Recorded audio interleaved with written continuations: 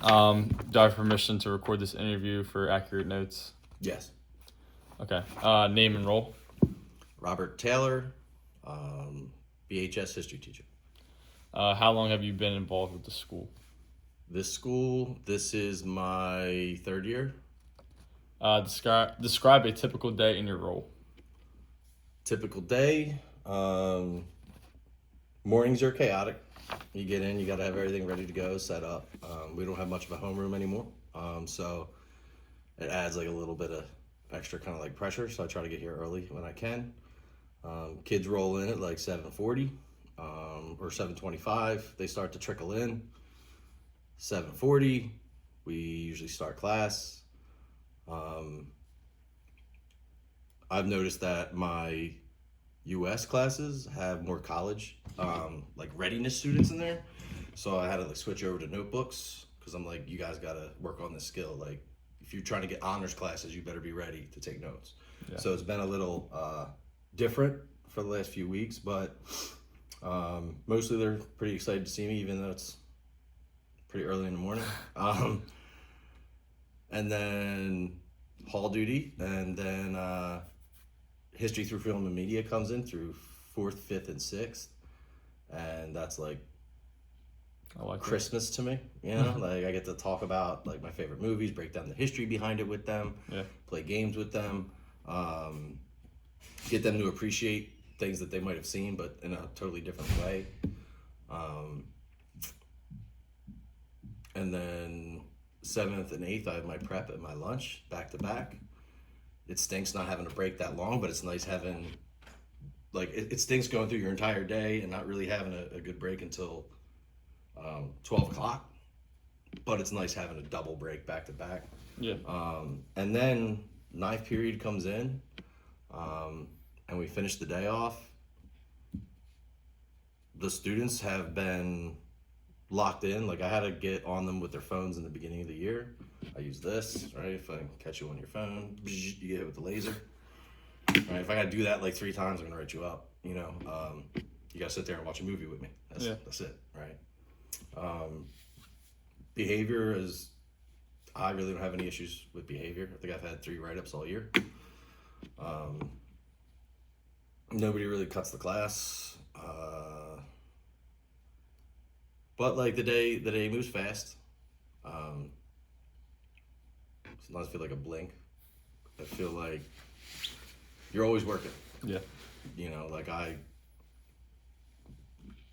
my wife packs soup because sometimes that's all the thing I have a chance to eat. Yeah. Right? I could drink that. So it can be hectic, but I don't know. I think it depends on the type of teacher you're trying to be. You know, like I create a lot of my own lessons. Yeah. You know, I use resources from time to time, but most of the stuff is all me. That takes more work. Yeah. And then after my last class rolls out, which I gotta be honest, like at that point it feels like an after school club, you know, because I've had almost like an hour and a half break, Yeah. you know, and then they come in. And I don't know, I think I did a good job of setting like good vibes. I've had lots of teachers come to me and be like, this student loves you, and you know, they think your class is chill, and it's, you know, all that stuff.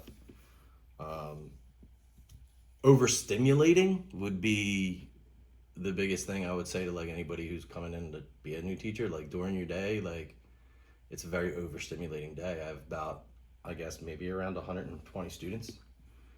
I know all their names. You know what I mean? And if they're excited to see you, they come in first thing. Mr. Taylor, like, guess what right? So Yeah. it can be, you know, very overstimulating. But it's hands down, it's the hardest job I've ever had, but it's the most rewarding job I've ever had. Yeah. So what are some of the school's strengths? Administration, I think we have a good administration, right? I think Principal Eckmeyer does a really good job, along with the vice principals. The kids here know there's consequences. Yeah. So they can be more of, you know, the heavy hand when it comes to things like that. And that allows, I feel like, the teachers here to teach. Yeah. If you think any areas could be improved, like in school. More printers would be nice. More printers would be nice.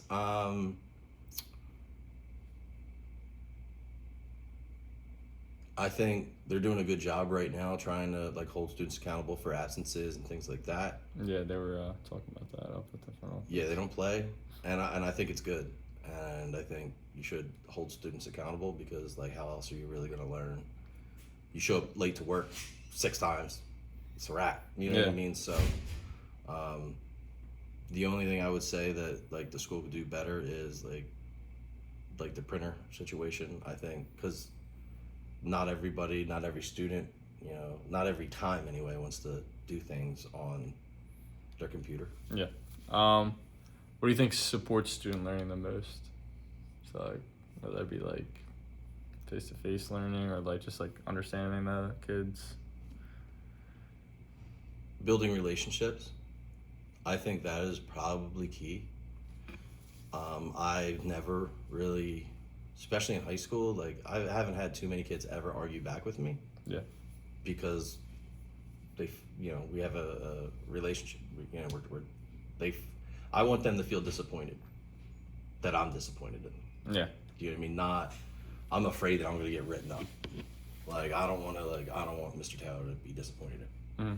And I felt that building those relationships, and I've been very successful at it, has really like, I feel like people don't care what you know until they know that you care. So I feel like once they know you actually care about them as people, they're more likely to follow you and learn the things that you're trying to teach them. What challenges do you think students face, whether it be in the classroom or outside the classroom? Well, Bridgeton's like a low socioeconomic, you know, place. So I just try to like lead my classes with empathy because you don't know Yeah. what they're going through. A big challenge I would say is, you know, some of them deal with, you know, maybe parents who aren't that involved in, you know, getting them through and making sure that they're handling business at school. I think TikTok, Instagram, things like that have really eroded people in general and especially students' attention spans. Yep. It's very hard for them to stay focused on anything for a period of time that's longer than like a 15-second or 30-second TikTok. Yeah. So I go a little, I guess, overboard with how much I try to entertain, because I feel like if I can get their attention, you know, and not the movie class in particular, I've had students tell me that it's really helped with their attention span because they have to sit and actually watch something that is Yeah. a half hour long as opposed to scrolling on their phone. But I think that's the biggest challenges they face as well as the teachers face. What programs support or help students here? I know that you guys have a lot of like after school activities. We do. We have, the school is a great culture. Yeah. Like, I think the school has an amazing culture. I think people who might have presumptions about Bridgeton, who've never really been here, or like heard things or seen things on the news, I feel like they don't realize like it's a really good place. And I think that the school having teen center, teachers that care. There's a lot of teachers here that I feel like really, really care about their students. Yeah. There's another, like, the next question's kind of about that. It's like, how do you, like, communicate with, like, students, families, or staff here? Either through email, I'll call home Yeah. sometimes.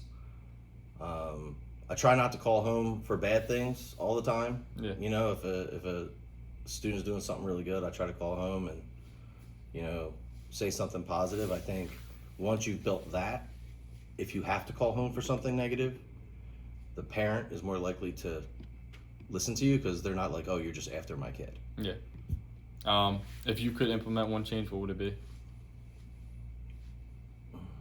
More printers. One change is I liked having homeroom last year. Yeah. Like So bring it back. Yeah, I would say bring back homeroom. Okay.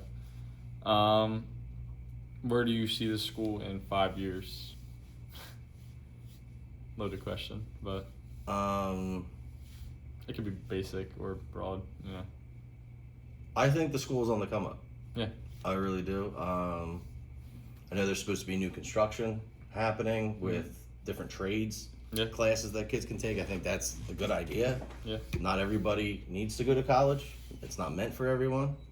A lot of people waste a lot of money thinking it is, and I think trades are just as important. So yeah, I think this school is a great school now. I think it's on the come up, which is why I drive 45 minutes to come here. You know, I think it's a special place. How can students contribute to school improvement?